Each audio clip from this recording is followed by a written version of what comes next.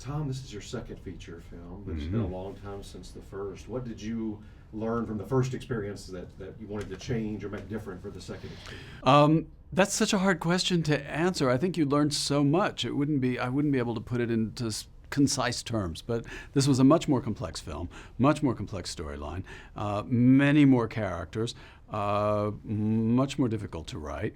And I don't think I could have done it had I not made the first film, which was, by the way, I think a great first film to have made. And I don't mean that I did a great job at it. I meant that it was very contained.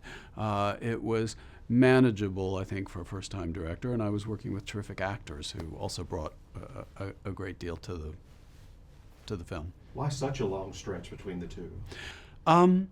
God only knows. Where does time go? I never intended for it to be 7 years. I opened 100 stores. I had a child who's now 4, and life just somehow happened. And I think it took me also a while to find something that really spoke to me, something that I wanted to make, a message that I wanted to say. And this film is really about finding people in your life that you love, finding people that mean something to you, and not letting them go. I think in today's world, we throw things away, and often we throw people away.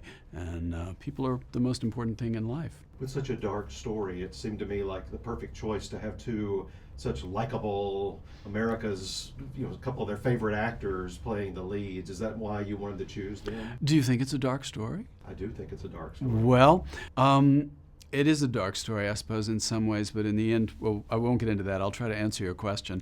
No, I cast Amy and Jake because they were the right people for the role.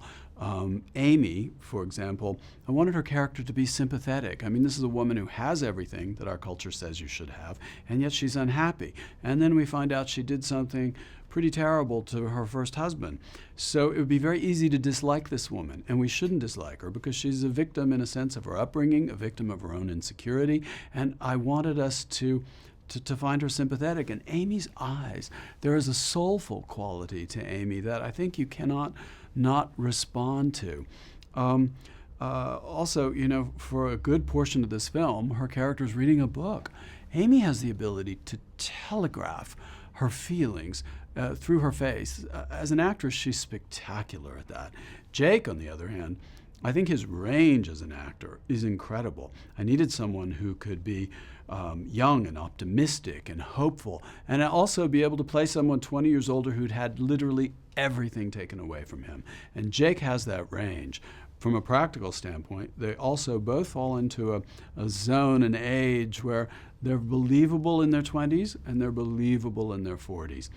So it wasn't that I was necessarily just trying to take two of America's favorite actors. It was really to take two of America's best actors.